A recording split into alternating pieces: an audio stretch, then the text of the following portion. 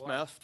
For just some clarification here, and forgive me, but what could be done on that parcel if absolutely nothing, and I do mean nothing, was approved tonight? Please, I'd like to have some understanding of what would be accepted without any other conversations. If you just said, we're breaking ground tomorrow. Well, anything, I mean, if you had the permits. anything that is a permitted without any special exceptions for height, without any special exceptions for uses, the permitted uses in CG SCOD are included in the UDC, and it's all the retail uses, it's all the common uses you would expect are in a commercial general use. I don't have that right in front of me, but maybe we can access that. Nonetheless, on page, and Commissioner Cooper referenced to this on page A188, I believe it is, there is a comparative analysis there of some of the alternative land uses that are allowed in CG to show you the use as well as the trip generation. So yes. These are the only charts I have to show you the different uses, okay. But it does show the trip generation. And the reason why it does that is to show that there are many other uses that are far more intense than even a 170-unit hotel, which requires a special exception. So these are permitted uses as of today that would be allowed. So in addition to I what's think you have somebody right there who might want to. Okay, sorry. In addition to A188, Christopher, our traffic engineer, and Kelly Klepper, our planner, AICP planner, prepared this chart to show the different types of uses and just some examples of what could be done on this 1-acre parcel. So in addition to the hotel, which generates 102 trips by ITE, but we went ultra conservative to add additional 31 trips or 30 trips just to be very, very, I have the most conservative traffic engineer alive, but he made it ultra conservative and added some additional trips because of some of the public parking we have and so forth. Even though those are not trip generators, they simply are there and they're going to find parking somewhere. But in addition, and I'm going to let him go through more detail, but I'm just going to point out these are different scenarios. So if we have just a coffee and donut shop with a drive-through and a variety store on the property, that could generate 137% of what a 170-room hotel generates. And that makes sense because you're going to have all those cars coming through. Same with the sit-down restaurant. You can see the sit-down restaurant with a drinking place, which is a bar, with a small convenience store, comes out to 187% of the trips, far greater than what we have, and so on. All these are like that. Convenience stores are extraordinarily high. Bars and restaurants, extraordinarily high. Supermarket, very, very high. And these are all uses that are already in the village that we see right now. So we already see the bars and whatnot. So what could go on this site right now from a land use perspective is you could put a sit-down restaurant and a bar with a bar on the roof with a pool, totally permitted if it's under 35 feet after FEMA. So that would be about 50, I think it comes out to about 50-something feet. Same as the building next door, similar to the building next door, maybe a little taller.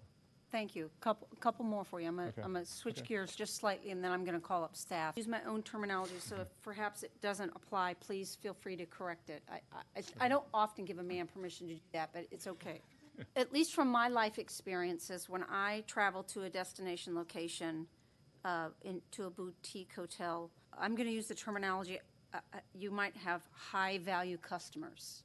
So forgive me, but I'm going to use those terminologies. It's not like a Motel 6. Okay, we'll keep the light on, right? That's correct. So I'd like to know, I did some quite a bit of research and came out with, like the average number of folks that have come in the past year. We've had a significant increase. Some of it has to do with the pandemic. Some of it has to do with just life and populace growing, and we represent about 433,000 people in this county. Mm-hmm. So if you have a destination, and there's international clients that are the majority of our clients that seem to find Siesta Key to their liking. There's a lot of international. There's a lot of them. I talked to Visit Sarasota to get some of that information. Okay. But that's correct. So if it's again, high-value customer, can you please give me an idea, and I know this is just an inkling, because obviously it's not been approved and/or built, the approximate cost to stay at the hotel, if you could indulge me, and if you don't have those numbers, I understand it, but there's usually a business plan that you have to meet a certain amount of occupancy, we need to meet about this much, and there's generally a sweet spot, shall we say. Yes. And if you don't Yeah. have that, I understand, I'll but give if it you to do. you from what my clients have told me. Okay. First of all, they're looking at, they've been approached by international flags. They're very interested, so they're going to have their pick of who they do of the high-quality luxury resort hotels, and they're estimating that in today's value, so I don't know what it's going to be 2 years from now, Okay. but in today's value, they're estimating that it's going to be for a simple room, not a suite, but for a simple room, $600 and up per night for a room. Okay. So these are, as you call, and I think the industry calls it, high-value visitors. My kids say bougie, okay, but Okay. we'll go with high value. Okay.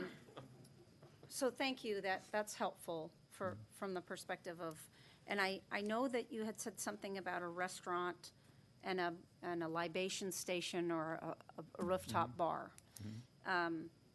I know that sometimes there are visitors, also residents that live on the Key that might, if this is approved, frequent there. Is it going to be a restaurant that you would consider would meet the needs of that high-value customer, or is it more of a, respectfully, like, we serve breakfast and maybe a brunch, and then the rest of the time it's not a restaurant? I believe the restaurant, the inside restaurant is for the guests only. I see. And they're visitors. I mean, if I have someone, if I have family down and they stay at the hotel, I understand. of course I could join them. But the bar top, And the bar inside would typically be like any other bar, probably open to the public, but generally it's going to be for guests. It's not going to be, the type of bars and whatnot that you're going to have around Siesta Key right now in the village. And so that's how those are. With regard to the rooftop? the rooftop portion, that's a bar, but they're also serving, it's a bar and food, but it's not going to be, I won't call it a restaurant. It's really bar and, bar food. So if you're watching at sunset, watching the sunset, you can have whatever the, little hors d'oeuvres are or whatever they're serving with the drink. And so I would liken it, because there aren't many around Sarasota, but I'd liken it more to the Westin Hotel if you've been Okay. there. I have. And it's kind of a very high-end, kind of low-key, just chill atmosphere, at least when I've been up there. And that's the type of facility they're talking about up there. That's also going to likely have access limited, or will have limited access ability. You've got to have like a key I card or understand. something of that nature in order to access there. So it's not going to be this big public party scene up there. That's just not how it is. And with that type of access, similar to what Weston is, Okay. That's what we're looking at. Does anybody have a question for Mr. Merrill? Otherwise, I'm going to go on to staff. But did you come? I'm good. Is that okay? That's fine. And if I may, Go. you all may know this, but the code in CG, they have hours of operation, so we can't go late at night. Right. Without a special exception. Right. Plus, you have And noise we are- ordinances, too. Pardon me? You have noise And we have ordinances noise as well. ordinances too and everything else. So Very good. yes. Thank you, sir. Ms. Thompson, if I could come on down, you're the next contestant. So I know that you'll open up your little Bible there to CG, and you're going to help me understand from a staff perspective what is allowed if absolutely nothing is changed tonight. Quite a few things that are allowed in the CG district by right. Would that be okay? Yeah, there's several pages, though. Right, but just give us a rough Just go idea. scroll You through 'em. you don't have to like read every one. I've read this several times, but I just want to So as you can see, there's the ability to put multifamily and live-work units in CG, and group living, and upper-story residential over commercial, okay, and community service facilities. okay, You can have anything from daycare facilities to colleges, vocational trade schools, medical, dental, office uses. You can have drive-throughs as well, can you not? You can have drive-throughs, Okay. fast food restaurants with drive-throughs. Yep. You could have a Chick-fil-A out Yep. there. Parks, passenger terminals, churches, neighborhood resource centers, which there's kind of like your museums and whatnot, major utilities, stormwater facilities, adult bookstores and video stores, Okay. semi-nude model shops, to name a few, and/or recreation. You can actually put a convention center on a CG, is that correct? Yes, I believe so. I believe you can. Come on, please. You can have bars. There's a litany of uses you can have in CG. SCOD does restrict a few, but not all of them. Okay. So there are a few that SCOD will not let you have, but there are still several that you can have in SCOD. Correct. And tell me the height, maximum height, please? By under right? current CG. By right is 35. Okay. You can ask for additional height with a special exception up to 85. And then you can go higher than 85. You can go up to 110, but you have to have a supermajority vote From the the board. BCC. Okay. Yes. Todd, Mr. Derry, I think this would probably be best if you could address this, please, sir. I want to talk about the setbacks for a minute, and I want to talk about how that's interpreted. We had several comments that were made about understanding how that calculation has been gotten to. If you could please do your best for us to articulate how that is done and how one kind of oversees or supersedes the other. If you could, please. Yes, and Donna Thompson, zoning administrator, will correct me when I misspeak. Oh, Ms. Thompson may need to come up here again, huh? Yes, I think she might, because she would have the exact section that I could reference. Okay, my apologies, But, Todd. yes, when you go, the provision is broken into two parts. You have your zoning district, and it would have the standards. Right. But then it has the asterisk, basically, that says, oh, but if you go above 35 feet through a special exception, then this is how you calculate it. Okay.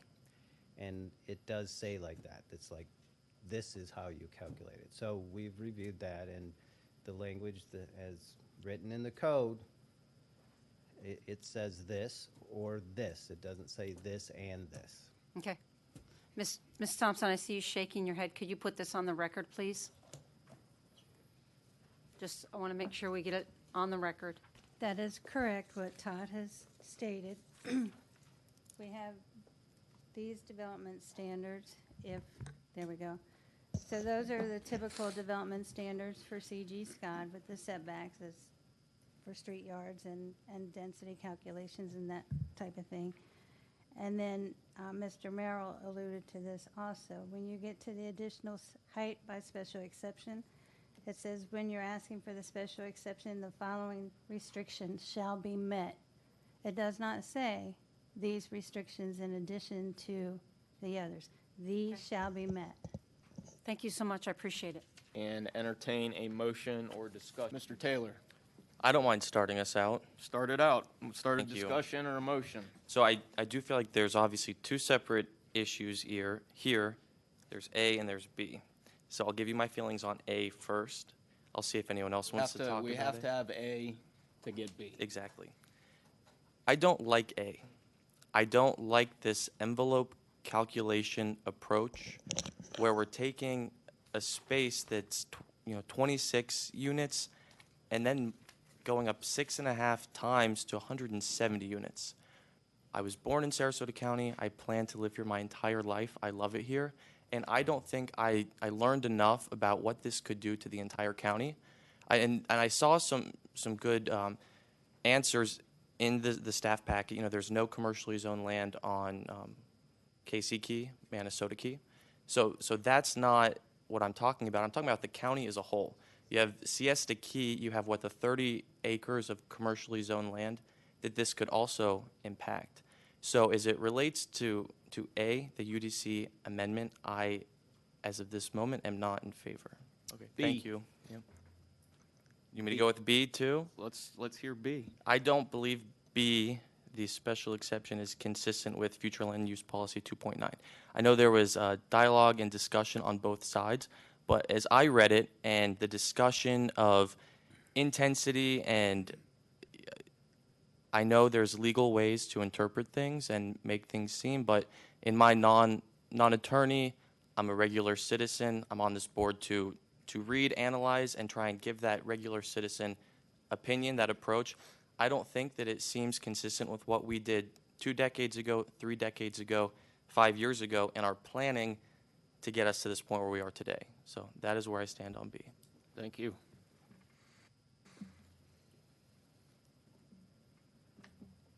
Ms. Mast, I see you moving to the microphone. That's okay. So I spent a great deal of time reading through over 300 emails, which I would like to say thank you to each and every one of you who took the time to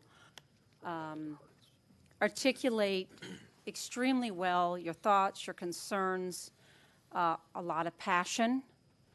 I enjoyed hearing different perspectives.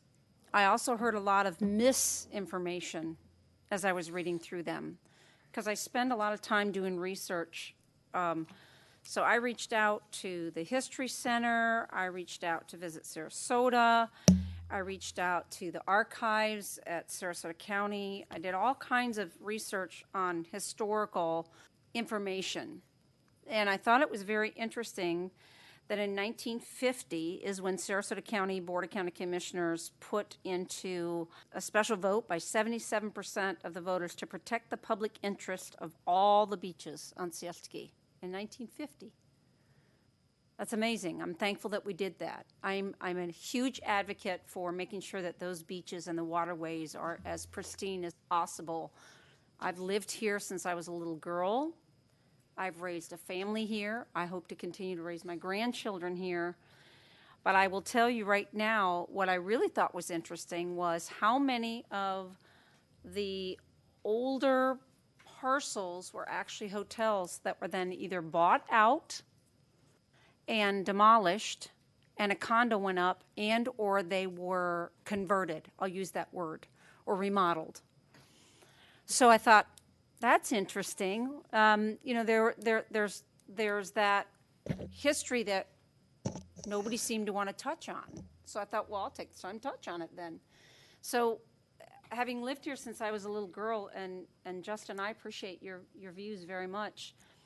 I've watched this community, shall we say, grow up. Now, I'm not quite as mature as some of you in the audience, respectfully, but I do have a few years under my belt. And I will tell you that I personally know that traffic has been an issue on Siesta Key since I can remember. And I don't think that us approving or disapproving of this is going to alter the traffic one iota, not one bit. I think that the traffic will stay about the same, if not increase, just because I've watched the numbers from Visit Sarasota that have doubled and tripled almost every year. So I thought that was interesting. And then I thought about, oh, okay, so the majority of people that live on Siesta Key, and out of the 65 emails that were not duplicated from a husband and a wife, were from people that 10% of them lived here full-time, 90% of them said they were winter residents, and we even had some that said that they were timeshare owners. I was like, okay. But I have to think about 433,000 residents. And that's my job. So as planning commissioners, we make a recommendation. We don't make the decisions. We try very hard to look at the land use. We try very hard to look at the growth management. We try to look at best practices. We try to look at how can we all play nice in the same sandbox, no pun intended. And it's tough. And I will tell you that I think that if they were to be, and I mean they as the applicant, if they were to be in any state of mind that they want to just put something in right now, I don't know if it would be as thoughtful as what they're trying to do to accommodate some of the requests from the neighbors. Do I think that we're going to make everybody happy? Absolutely not. But based on the studies that I found and the numbers that I found, Siesta Key is in desperate need of a hotel. And I know that I've spoken to hundreds of people that don't live on the Key, hundreds of people. And they've all said to me, boy, would we love to be able to have some place where our family could come and visit, where we could stay, where we could all be in one place together. And it's a destination for our community that is a significant revenue generator, and we're not going to stop the people from coming. And so as difficult as this may be to accept for some people, I am in favor of it, and I am in favor of asking our applicants to be in good faith of what they've offered in the proffer, even though we may not be able to legally do that. I would hope that in good faith that they would follow through on that. So that's where I'm at. Thank you. Commissioner Mast. I think what's really interesting is that as I was doing some of the historical research, and I was going through the emails, and I was going through, I actually took some phone calls from people that had called me and said, you know, what are your thoughts? And this is what we think. And, you know, I said, you know, obviously I can't make any opinions, but I can listen to what you have to say. I'm happy to listen to it. I encouraged people left and right. I said, please join us via Zoom. Send in your questions. Please participate. I feel like everybody deserves a voice. And it's always been very important to me that we represent that 433,000 plus people. It's very difficult to make decisions, whether they're policy driven, whether they're land use driven, whether they're you know, staff says this, then another expert says this, or the applicant says this, or the residents say that. And we have to decipher through all of that and try and go, can we find a happy medium where we can try to live with a quality of life where we can work, live, and play? And I always think about, what are we leaving behind? Always. So as a mom and a grandmom, actually I'm Nana, it's important to me. And so I appreciate the opinion of all of my commissioners. I'm thankful that we don't always agree. It makes us better people. I appreciate people's thought processes and how they review things. I know I look at things a certain way, you look at things a certain way, you guys look at things a certain way, and I think it makes us a better board to have those diverse thoughts. And I'm very appreciative of being just a small part of this group up here, and I appreciate each one of you.